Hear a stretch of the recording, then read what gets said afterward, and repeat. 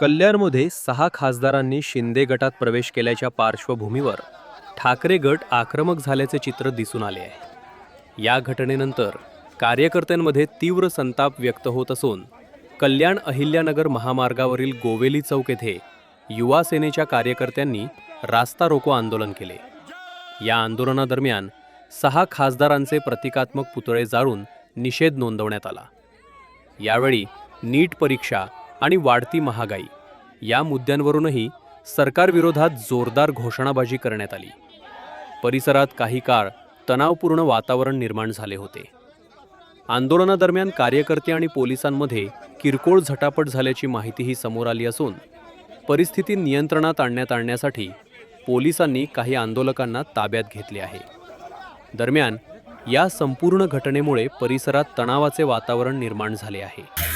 आम्हाला फक्त एवढंच बोलायचं आहे का हा शिवसैनिक आहे आणि शिवसैनिक आंदोलन करताना असं तुळमुळीत आणि मुळमुळीत याच्यापुढे आंदोलन होणार नाही।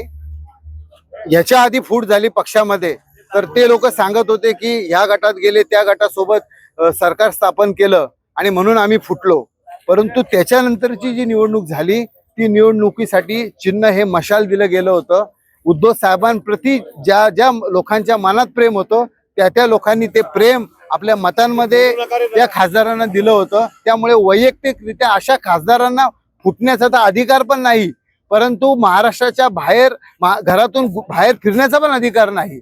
परंतु असं असताना देखील जर हे खासदार अशा पद्धतीने जर महाराष्ट्राची प्रतिमा मलिन करणार असेल, छत्रपती शिवाजी महाराजांनी जो वारसा महाराष्ट्राला लाभून दिला, वंदनीय शिवसेना प्रमुखांनी जो महाराष्ट्राला वारसा लाभून दिला मराठी अस्मितेचा, त्याला कुठेतरी छेद करण्याचा प्रयत्न जर असे नालायक खासदार करत असेल तर शिवसेना ही अशाच पद्धतीने रस्त्यावर उतरून आंदोलन केल्याशिवाय राहणार नाही। मी फक्त आजच्या आंदोलनाच्या निमित्ताने एवढंच बोलेल का आजचं आंदोलन झाकी होती, याच्या पुढे होणारं आंदोलन तुम्ही सगळेजण बघत राहाल आणि याच्या पुढे कुठलंच आंदोलन हे आमचं आंदोलन नसेल, तो उद्रेक असेल। जय हिंद, जय महाराष्ट्र।